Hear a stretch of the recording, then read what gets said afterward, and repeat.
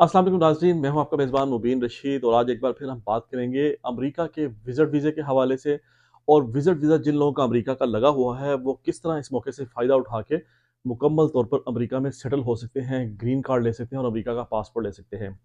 नाज़रीन, अमेरिका और कनाडा दुनिया के उन खुशकिस्मत और अहम तरीन मुल्कों में से शामिल हैं, जहाँ कोई भी शख्स विज़िट वीज़े पर अगर आए, तो वो इस वीज़े को कन्वर्ट करा सकता है विद इन कंट्री, जो कि बड़ा काम होता है। यानी उस मुल्क के अंदर रहते हुए विज़िट पे जाके आप लीगली, कानूनी तौर पर अपने वीज़े को स्विच ओवर कर सकते हैं, चेंज कर सकते हैं, तब्दील कर सकते हैं। ये एक बहुत बड़ी अपॉर्चुनिटी है उन तमाम लोगों के लिए जिनका किसी भी वजह से 5 साल का बी1, बी2 वीज़ा लगा हुआ है। बिज़नेस वीज़ा या टूरिस्ट वीज़ा अगर आपका नाज़रीन लगा हुआ है, तो आप इस ऑप्शन से फ़ायदा उठा सकते हैं। बहुत कम लोगों को इस बात का पता है। मेरे कई करीबी जानने वाले जिनका ये वीज़ा लगा हुआ है, उनको इस बात का नहीं पता कि वो इतनी आसानी से ये वीज़ा चेंज करा सकते हैं। जी हाँ, सिर्फ़ फ़ास्ट ट्रैक एप्लीकेशन यूज़ करते हुए आप 15 दिन के अंदर $2500 की ऑफ़िशियल फ़ीस है यूएससीआईएस की, जो आप पे करेंगे और उसके नतीजे के अंदर आप 15 दिन के अंदर डिसीजन लेते हुए अपना वीज़ा चेंज करवा सकते हैं।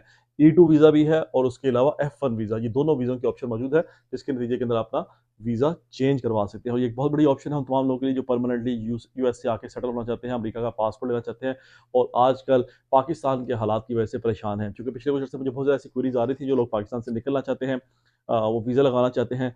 वीज़ा लगवाने के हवाले से नाज़रीन, वीज़ा वीज़ा की अगर बात करें, ज़रा सबसे आसान और सस्ता तरीन तरीका किसी मुल्क में जाने का विज़िट वीज़ा होता है। उसके लिए अगर आपकी थोड़ी बहुत ट्रैवल हिस्ट्री हो, 4-5 मुल्कों में आपने ट्रैवल किया हो, आपकी बैंक स्टेटमेंट ठीक हो, आपकी पे सैलरी जो है या आपका बिज़नेस ठीक हो और आपके प्रॉपर अकाउंट्स हैं, टैक्स रिटर्न आपकी ठीक जा रही है, आपका एम्प्लॉयर आपके सही टैक्स भर रहा है या आप खुद एज़ अ बिज़नेसमैन अपनी टैक्स रिटर्न सही तरह भर रहे हैं, उसमें प्रॉपर प्रॉफिट शो कर रहे हैं, आपकी चैम्बर ऑफ कॉमर्स की मेंबरशिप है, तो इन तमाम चीज़ों की सूरत में आप बड़ी आसानी से यूएसए का वीज़ा ले सकते हैं। और इसके अलावा एक और इंटरेस्टिंग बात लाज़िम मैं आपको बताऊँ कि ख़वातीन को यूएसए काफ़ी एनकरेज करता है विज़ा वीज़ा लगवाने के हवाले से। तो इवन जो यंग ख़वातीन हैं या जिनकी शादी भी हो चुकी हुई है, प्रोफेशनल ख़वातीन हैं, वो अगर अकेले अपना वीज़ा अप्लाई करें, फैमिली के साथ इकट्ठे अप्लाई करेंगे तो उसमें कॉम्प्लिकेशन हो जाती है। उनको ये शक पड़ जाता है कि पूरी फैमिली जा रही है और शायद वापस ना आए। खासतौर पे अगर आपकी ज़्यादा ट्रैवल हिस्ट्री नहीं है। अगर आप यूके, यूरोप आए हुए हैं पहले, तो फिर तो आपके चांसेस हैं कि आप पूरी फैमिली का वीज़ा अप्लाई कर लें। लेकिन अगर आप अकेले अप्लाई करेंगे तो उसमें चांसेस बेहतर होंगे कि आपकी फैमिली के स्ट्रॉन्ग टाइज़ हैं बैक होम, इसलिए आप वहाँ आकर अमेरिका आना चाहते हैं। और जब आप यहाँ पे आ जाएँ, जब आपका वीज़ा लग जाए, वीज़ा चेंज हो जाए, तो आप ज़रा पूरी फैमिली को बुला सकते हैं। या एक दफ़ा चक्कर लगा के वापस चले जाएँ यूएसए का, फिर आप पूरी फैमिली का वीज़ा अप्लाई कर लें कि अब नेक्स्ट टाइम मैं पूरी फैमिली के साथ जाना चाहता हूँ। दैट स्टिल मेक्स सेंस और वो आपके चांसेस बेहतर हो जाते हैं कि आपका वीज़ा लग जाए। तो वीज़ा वीज़ा के हवाले से ये चीज़ बड़ी बुनियादी है, जो आप ज़हन रखिएगा। यंग ख़वातीन जो हैं, वो जो पढ़ने के लिए आना चाहती हैं, विज़िट करने के लिए आना चाहती हैं, उनके ही बहुत ज़्यादा चांसेस हैं। ख़ासतौर पर अगर आप किसी प्रोफ़ेशनल फ़ील्ड से ताल्लुक़ रखते हैं, लेट्स सपोज़ मीडिया से ताल्लुक़ रखते हैं, जो कि मेरे बेशुमार दोस्त हैं जिनका मीडिया से काफ़ी ज़्यादा स्ट्रॉन्ग ताल्लुक़ है। इस तरह आप इंजीनियरिंग फ़ील्ड से हैं, मेडिकल फ़ील्ड से हैं, आप यूएसए की मार्केट को एक्सप्लोर करने के लिए आना चाहते हैं, तो उन तमाम सूरतों के अंदर आपके चांसेस काफ़ी ज़्यादा ब्राइट हो जाते हैं, अगर आपका यूएसए का वीज़ा लगाना चाहते हैं। अभी सबसे इंपॉर्टेंट सवाल ये है कि विज़िट वीज़ा तो लग गया, आप यहाँ आ भी गए, तो यहाँ पे आके करेंगे क्या? या कैसे अपना वीज़ा चेंज कर सकते हैं? इसके लिए हम आज ख़ास तौर पे बात करें।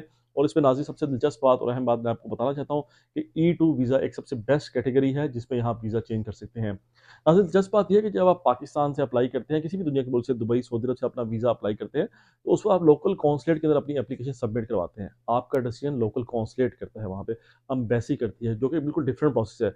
जबकि यूएससीआईएस जो यहाँ की इनसाइड इदारा है, अमेरिका के अंदर जो डिसीजन करता है, वो एक डिफरेंट बॉडी है। और आपको एक दिलचस्प बात बताता चलूँ कि इन दोनों का आपस में कह लें एक सर्द जंग सी है। अगरचे दोनों अमेरिका के इदारे हैं, लेकिन यूएससीआईएस के कई फैसलों को और डिसीजंस को जो है, जो कॉन्सुलेट है वो एक्सेप्ट नहीं करता और कॉन्सुलेट के कई फैसलों के खिलाफ यूएससीआईएस में भी रिजल्टमेंट नज़र आती है। लेकिन एक जनरल परसेप्शन यही है कि यूएससीआईएस जो यहाँ का लोकल इदारा है, जो विद इन कंट्री डिसीजन देता है, जो अमेरिका के अंदर होते हैं, वो काफ़ी हद तक सॉफ्ट है। और उनको पता था एक बंदा ऑलरेडी अमेरिका में आ चुका है, लीगली अपना स्टेटस चेंज करना चाहता है, तो उसको इस सिलसिले में हेल्प कीजिए, मदद कीजिए। और इस सिलसिले में वो पूरी कोशिश करते हैं कि बंदे का डिसीजन पॉजिटिव आए। और खासतौर जब आप फास्ट ट्रैक एप्लीकेशन जमा कराते हैं, तो विद इन 15 डेज़ वो बाउंड है आपको डिसीजन देने के अंदर, और वो 99% पॉजिटिव ही आता है, अगर आपके तमाम डॉट्स ठीक हैं, आपने तमाम चीज़ें सही तरीके से अलाइन की हुई हैं। तो ये बड़ी इंपॉर्टेंट बात है नाज़रीन, खासतौर पर अगर आप अमेरिका के अंदर हैं, तो लाज़मी कोशिश करें कि आप फास्ट ट्रैक एप्लीकेशन डालें। उसकी $2500 एक्स्ट्रा फीस है, लेकिन आपको उसका फ़ायदा हुआ कि डिसीजन आपका जल्दी आ जाएगा। वरना यहाँ अमेरिका के अंदर नाज़रीन, आपको पता है कोविड की वजह से पूरी दुनिया के अंदर एप्लीकेशन की क्यू लगी हुई है, पाइपलाइन में है। वो अभी तक बैकलॉग सेटल ही नहीं हो पा रहा। हालाँकि अब तो 2 साल हो गए हैं कोविड के गुज़रे हुए भी, लेकिन उसके बावजूद बहुत ज़्यादा प्रेशर है। तो उस चीज़ को मेक श्योर करने के लिए ज़रूरी है कि आप जो एप्लीकेशन सबमिट करें, वो फास्ट ट्रैक वाली करें, अदरवाइज़ आपको 8-10 महीने इवन 1 साल लग सकता है। नाज़रीन, ई2 वीज़ा बेसिकली एक बिज़नेस रेज़िडेंसी वीज़ा है।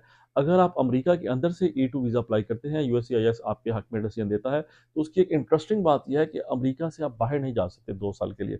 अगर आप बाहर जाएँगे, वापस आएँगे तो आपको कॉन्सुलेट के थ्रू आना पड़ेगा। यानी जो बॉर्डर एजेंसी है अमेरिका की, वो एक्सेप्ट नहीं करती in with in countries decision को, और वो लाइक नहीं करती दूसरे अल्फाज़ में कह लें कि आपने अमेरिका के अंदर जाके अपना स्टेटस चेंज किया E2 वीज़े का। तो इस लिहाज से आपने मेक श्योर करना है जब आप यहाँ पे हो तो आप जब वीज़ा चेंज करें, तो आप ये ज़हन बना के कि आपने 2 साल अमेरिका के अंदर ही रहना है, कोई बिज़नेस काम करना है।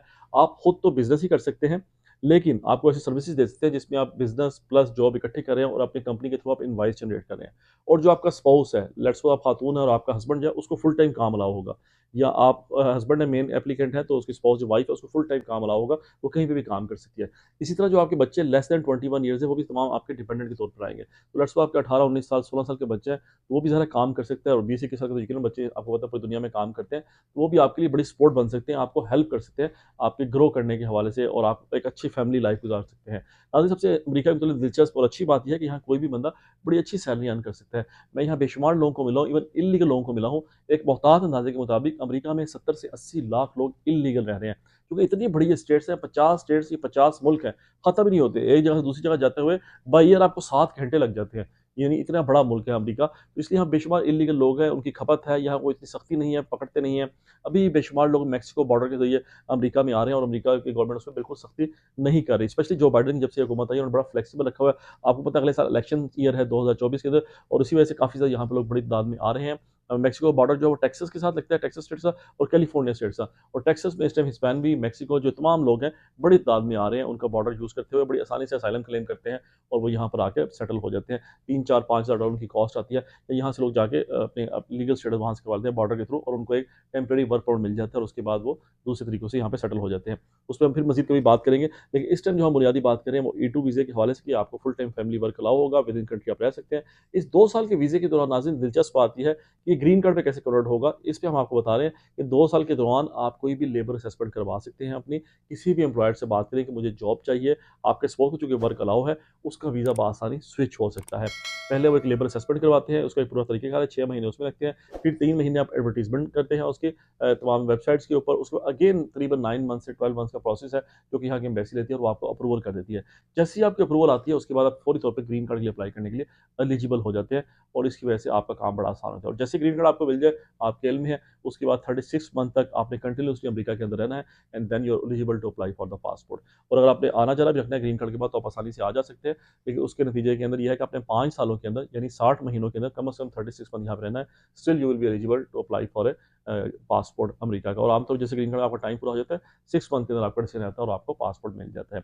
ग्रीन कार्ड के बाद ये भी चीज़ आपने ध्यान में रखनी है कि आपने मेक श्योर करना है कि आपने ज़्यादा अरसा यहाँ पे रहना है। तो अगर आप बार-बार इन आउट करेंगे अमेरिका में, तो जिन लोग यहाँ से आते जाते रहे हैं, जिनके पास ग्रीन कार्ड है, उनको इस बात का बखूबी अंदाज़ा है कि एयरपोर्ट पे वो काफ़ी क्वेश्चनिंग करते हैं कि अगर आप अमेरिका में ज़्यादा अरसा रह नहीं रहे, तो आपने ग्रीन कार्ड क्यों रखा हुआ है?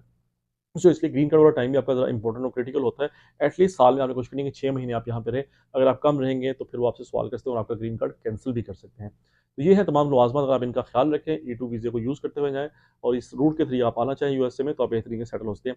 इसके अलावा ये 2 तरीके नाज़रीन मैं आपको अर्ज़ करता चलूँ। F1 वीज़ा एक स्टूडेंट वीज़ा है। अगर आप समझते हैं E2 वीज़ा आप अफ़ोर्ड नहीं करते, आपके लिए थोड़ा-सा महँगा है, तो आप उसके मुकाबले में F1 यानी स्टूडेंट वीज़ा ले सकते हैं। यानी बेसिकली एक इंग्लिश स्कूल में दाखिला लें। आप 5-7 साल तक इंग्लिश ही पढ़ सकते हैं। हफ्ते में 2 या 3 दिन आपको इंग्लिश क्लास पढ़ने के लिए जाना होता है। कुछ स्कूल्स का मयार काफ़ी टफ़ है, आपको 5 दिन हफ्ते में जाना पड़ता है पढ़ने के लिए, और तकरीबन $500 से $700 पर मंथ आपकी फ़ीस है। लेकिन चूँकि आप चाहेंगे कि आपको 20 घंटे काम अलावा वो भी आप करें, प्लस अगर कोई एक्स्ट्रा भी आपको फ़ायदा हो सकता है तो आप करें, तो कोशिश करें किसी ऐसे स्कूल में दाखिला जहाँ सिर्फ 20 घंटे आपको काम करना पड़े, जाना पड़े, और आप 20 घंटे से आराम से काम कर सकें, तो वो एक बड़ी पहली प्रेफ़रेंस होती है ये F1 वीज़े के हवाले से। E2 वीज़ा के हवाले से नाज़रीन आपको बता दूँ, जो सबसे इम्पोर्टेंट बात है कि विद इन कंट्री जब स्विच ओवर करते हैं, आपने साबित करना होता है कि आप बिज़नेस करने के लिए एलिजिबल हैं। आपके पास एक बिज़नेस प्लान होना चाहिए, आपका बैकग्राउंड होना चाहिए बिज़नेस करने के हवाले से, और उससे रिलेटेड ही आपने बिज़नेस प्लान यहाँ पे सबमिट करवाना है। उसकी नाज़रीन अच्छी बात है कि इन्वेस्टमेंट की कोई लिमिट नहीं है। एक जनरल परसेप्शन है कि विद इन अमेरिका आप 50-60 हज़ार डॉलर भी अगर आपके पास है, तो आप स्विच ओवर कर सकते हैं। जबकि आप बाहर से अगर अप्लाई कर रहे हैं, दुबई से, पाकिस्तान से, किसी और कंट्री से, तो वहाँ थोड़ा-सा इंटरव्यू एक तो टफ होता है, दूसरा 1 लाख से 1.5 लाख अगर आपके पास है, और तो उसकी सूरत में आप ये अप्लाई कर सकते हैं। लेकिन ये बात नाज़रीन ज़हन में रखिए कि आपको ये पेमेंट अमेरिका में ट्रांसफ़र करनी पड़ेगी। ये पहले आपने ट्रांसफ़र नहीं, उसके बाद आपका वीज़ा के लिए आपने अप्लाई करना है। यहाँ पे एस्क्रो अकाउंट होता है, उसको आप क्लाइंट अकाउंट कह लें। वो एक सेफ्टी अकाउंट है, ट्रस्ट अकाउंट है, जो कि यहाँ लॉयर के पास भी होता है, ब्रोकर के पास भी होता है। आपने जो बिज़नेस बाय करना है, उसमें आपने एक ब्रोकर या लॉयर को इन्वॉल्व करना है, अटॉर्नी को, और वो उसके अगेंस्ट आपके पैसे वहाँ पे महफूज़ कर लेगा। अगर आपका वीज़ा लग गया, वो पैसे ट्रांसफ़र कर देगा उस कंपनी को जो आपने बिज़नेस बाय किया है, अदर वो आपको सारे पैसे आपकी अमानत है, आपको वापस मिल जाएँगे। इसकी जो जनरल लाज़मी फ़ीस है, जो मैंने यहाँ मुख्तलिफ़ लॉयर्स, अटॉर्नी से मिला हूँ, 5 से $10,000 मुख्तलिफ़ अटॉर्नीज़ इसको चार्ज करते हैं इस वीज़े के लिए, क्योंकि एक ज़रा इंपॉर्टेंट वीज़ा है, काफ़ी डॉक्यूमेंटेशन इसके अंदर इन्वॉल्व है। इसमें एक बिज़नेस प्लान बनता है, जो अच्छा किसी सीपीए से तैयार करवाया जाए, उसके प्रॉपर स्टैम्प हो उसके ऊपर, तो उससे काफ़ी समझिए कि इस तरह अटॉर्नी को पूरी फ़ाइल आपकी तैयार करके सबमिट करवानी पड़ती है, जिसके नतीजे में आप ये वीज़ा ले सकते हैं। इसके अलावा नाज़रीन दिलचस्प बात ये है कि अगर आप अमेरिका के अंदर से अप्लाई करें, जो पैसे भी आपको कम लगेंगे, 50-60 हज़ार डॉलर, प्लस अगर आप किसी दोस्त से, फैमिली, रिलेटिव से अगर आप पैसे गिफ्ट ले लें, उधार ले लें इस बिज़नेस को करने के लिए, उस प्लान को भी यहाँ पे गवर्नमेंट और यूएससीआईएस एक्सेप्ट करता है और आप उसके नतीजे में तब भी ई-2 वीज़े के लिए एलिजिबल हो जाते हैं और आपका वीज़ा आ जाता है। तो इसलिए अगर आपके पास पैसे नहीं भी हैं, तब भी आप इस वीज़े को कन्वर्ट कर सकते हैं। बेसिकली आपको 10 से 15 हज़ार डॉलर अपनी कॉस्ट जेब में रखनी पड़ेगी और आप आसानी से इस पे स्विच ओवर कर सकते हैं। और नाज़रीन दिलचस्प बात आपको बता चलूँ, ई-2 वीज़े का एक स्पेशल ट्रीटी एग्रीमेंट है यूएसए का कुछ कंट्री के साथ। उसमें पाकिस्तान तो शामिल है, इंडिया उसमें शामिल नहीं है। और इंडिया वालों की ग्रीन कार्ड के लिए बड़ी लंबी क्यू है। मैं यहाँ के मुख्तलिफ इमिग्रेशन लॉयर से मिला, उन्होंने बताया इस टाइम 30 से 40 साल की क्यू चल रही है इंडिया वालों के लिए ग्रीन कार्ड लेने के लिए। जबकि इसके वाले पाकिस्तानी लोग 18 से 24 महीने के अंदर ग्रीन कार्ड ले रहे हैं। खासतौर पे जो स्मॉल स्टेट्स हैं, जहाँ इतना रश नहीं है, वहाँ काफ़ी जल्दी लोगों का तकरीबन 1.5 साल के अंदर ग्रीन कार्ड आ रहा है, जो कि वर्क परमिट के लिए अप्लाई करते हैं और उसके थ्रू वो आसानी ग्रीन कार्ड लेने में कामयाब हो जाते हैं। तो ये पाकिस्तानी की बड़ी खुशकिस्मती है। मैंने खास तौर पे सोचा ये वीडियो बना के आप लोगों से शेयर की जाए कि जो लोग इस सहूलत से फ़ायदा उठाना चाहिए, उनको ज़रूर इससे फ़ायदा उठाना चाहिए और ई-2 वीज़े पे आना चाहिए। एक ई-3 वीज़ा भी है जो सिर्फ़ ऑस्ट्रेलिया के लिए, वरना ई-2 वीज़े के अंदर कई कंट्रीज़ जिसमें कनाडा, यूके भी शामिल है और आप सब लोग इस ई-2 वीज़े से फ़ायदा उठा के परमानेंटली यूएसए में आ सकते हैं। और इस सिलसिले में मज़ीद इन्फॉर्मेशन लेने के लिए नंबर्स मौजूद है। आप हमसे राब्ता कर सकते हो, हम कोशिश करेंगे आपको बेहतर से बेहतर गाइड कर सकें। इस वक़्त के लिए अपना ख़्याल रखिएगा। अल्लाह हाफ़िज़।